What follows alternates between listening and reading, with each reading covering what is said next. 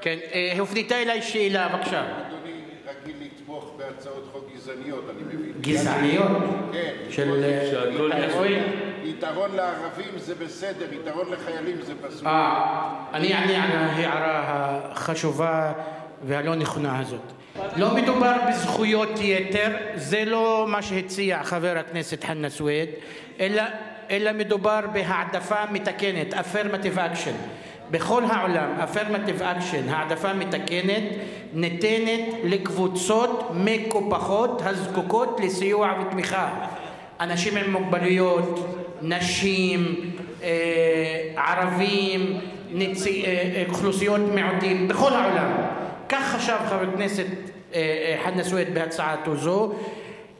ההפך ממה שאתה מבקש, לתת זכות יתר לקבוצת רוב.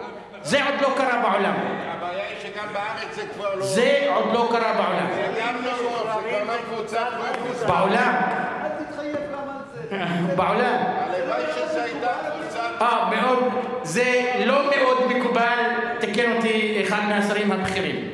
זה לא מאוד מקובל. אני אמרתי שייתכן שזה קרה. ייתכן. זה גם לא קבוצת רוב. השר סער עוד לא נתקל במקרה, אבל הוא לקח שוליים רחבים, אמר ייתכן. אני משוכנע שאם אתה תבדוק, אתה דווקא תמצא הוראות... העדפה בשוק האזרחי בדמוקרטיה, אגב, שמעתי שבקונגו ברזוויל יש חוק כזה.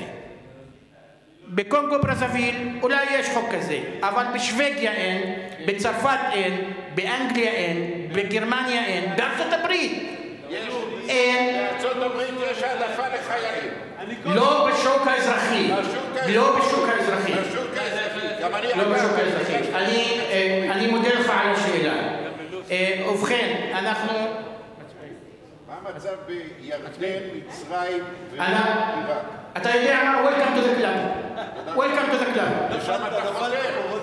Welcome to the club. תשווה את עצמך כל הזמן למדינות עולם שלישי טוטליטריות. כן, כל הזמן. לשם אתה רוצה לקחת אותה. לא, לא, לא, לא, עכשיו אתה נסוג, ואתה אפילו לא מסמיק. חבר הכנסת דוד רותם, אתה אפילו לא מסמיק. אני עכשיו מנהל את הישיבה או מנהל את אדוני לא ער לסמכויות האבסולוטיות של כל מנהיג. גם במשטר דמוקרטי למנהיג יש סמכויות. אבל לא, גם בפרלמנט יש סמכויות ברורות, מוגדרות ליושב-ראש. לכן תגיד שאתה מנהל והיושב-ראש מנהל, הם לא גורמים לדבר. תצביעו ותדיחו אותי. מה? איך עושים? אבל לא הסמקת, אפילו לא הסמקת.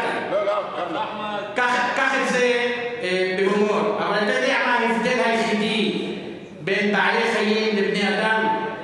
בעלי חיים לא מסמיקים. זה הכל. אני מודה לך. תודה רבה.